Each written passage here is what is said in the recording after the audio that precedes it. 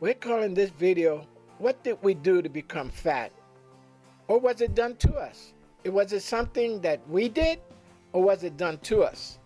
You know, there's a lot of fat shaming going on, a lot of pointing fingers at us that it's our fault.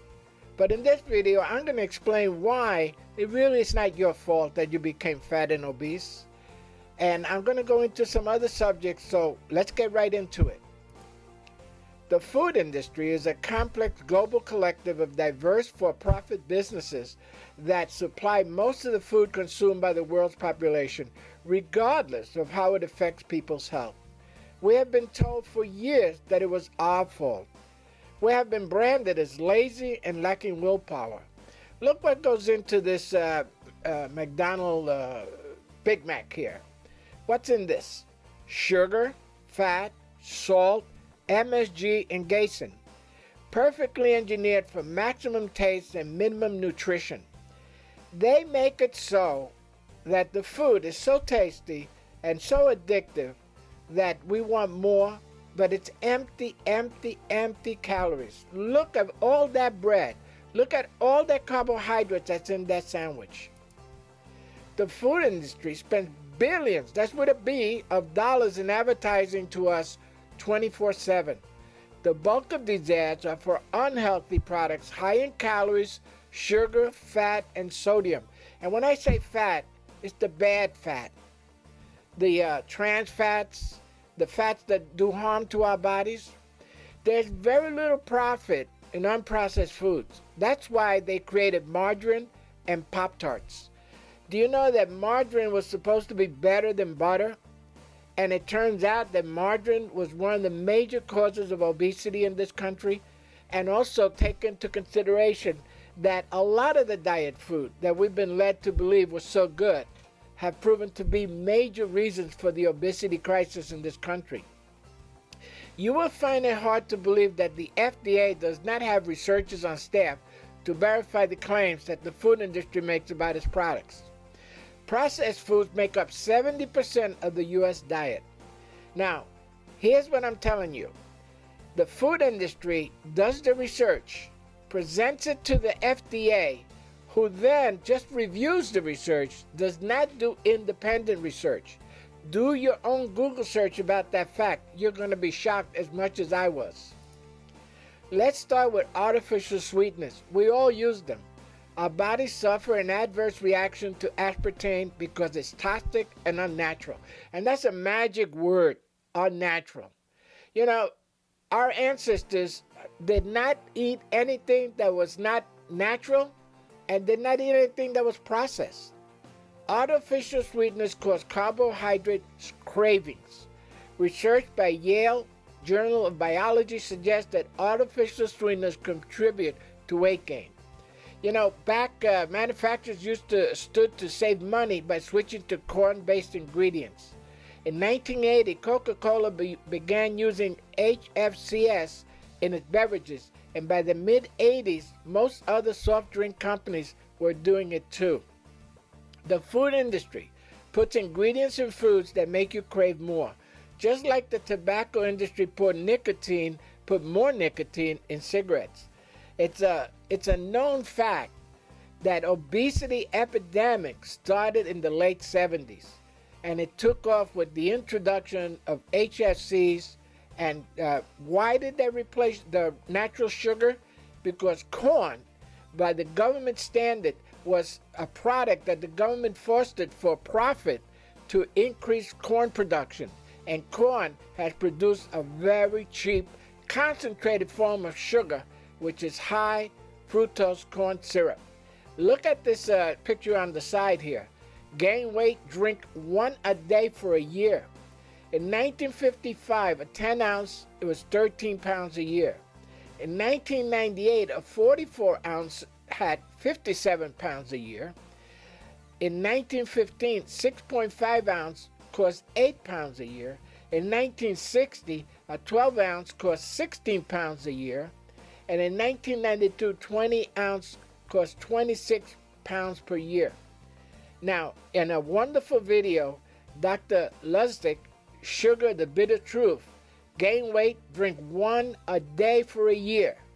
For the complete story, watch this link that you see here, tinyurl.com/3D9RPS9. Dr. Lustig, MD, gives a wonderful presentation why we are gaining so much weight because of the sugar epidemic that comes in so many forms under so many names. The food industry not only created the obesity epidemic, they were later asked by the government to fix the problem by creating low-carb, low-fat foods for even slightly overweight. This is where the food industry hit a home run with obesity. Just like the tobacco industry did in the last 40 years, they keep saying that it is the weak-willed and obese who are at fault for the obesity epidemic, not the products. The food industry created the obesity epidemic and now making a fortune creating diet products. You know, where did the low-carb, low-fat diet get us? To obesity, to diabetes. You know, our ancestors, the people in the 40s, the obesity wasn't rampant. Diabetes wasn't rampant. Arthritis wasn't rampant. Heart disease was not rampant. And of course, people are going to say, oh, but they died young. Yeah, they died young from other things like pneumonia, chickenpox, polio, things that today we take for granted were killing people off. Not the high-fat diet. And also the wheat from those days was much better than the fake wheat that we eat today. The food industry made fat the enemy. The biggest lie the industry created was that fat was bad for your weight, waist, and health. They created margarine, an artificial substitute for butter. As you know, it is worse due to the high content of trans fat. We all have to wake up to the no fat, no calorie marking trap. Look at these products. Are you letting the food industry tell you how to lose weight? Don't fall for the low-calorie scam. You know, Healthy Choice, Diet Coke, 100-calorie package, Fiber One, 100 calorie popcorn, the slim, skinny cow ice cream, the 100-calorie yogurt, Smart Ones, Chewy from Quaker Oats, Diet Snapple. It goes on and on and on. Since these products have been introduced to the market, we've gained more weight. And those of us who think drinking Diet Coke instead of drinking regular Coke think we're doing something good, like we'll have a Big Mac and everything and then have a Diet Coke with it. What that Diet Coke is doing is causing us to have more carbohydrate cravings. Sugar is in everything we eat. No wonder we can't lose weight. Table sugar is 100% fat-free. Yeah, sugar is 100% fat-free when you put it in your body. But once it's in your body, it turns to fat by the fat storage hormone insulin. I told you guys that insulin is the fat storage hormone in the human body. The food industry, forever looking for more profits, created the artificial sweetener high fructose corn syrup, known as HFCS, in the 1970s. HFCS, it is a non-natural product because it is a concentration of fructose in corn.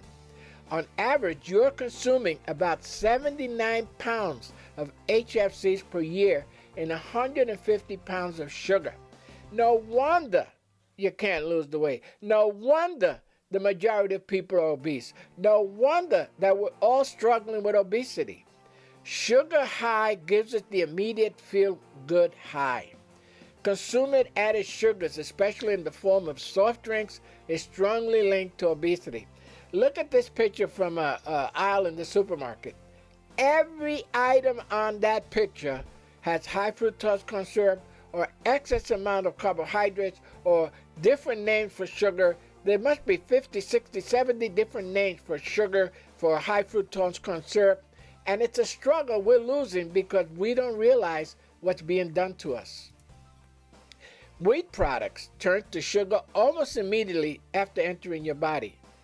The new modern wheat may look like wheat, but it is different in three important ways that all drive obesity: diabetes, heart disease, cancer, dementia, more like arthritis. You know, a lot of people don't realize that this gluten-free thing that people are having is because they're consuming a new type of wheat.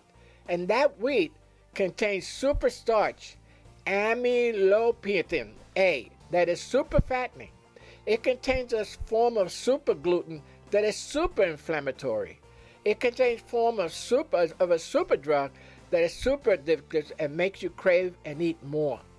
They are called glutamorphins, after gluten and morphine. Sugar has become our drug of choice. Look at this picture, modern wheat versus Bible wheat in the Bible. Starch is first required to be converted into sugars before digesting by our body. Bread, pasta, bagels, rice, potatoes. It goes on and on and on. All the things that we take as benign are really sugar. So from now on, when you look at wheat products, just look at them for what they are. Sugar. It's like the wicked witch from Snow White, offering Snow White the apple. These wheat products are the apple that's poisoning us. See you on the next video. Please share this information with every human being that you know. Bye-bye.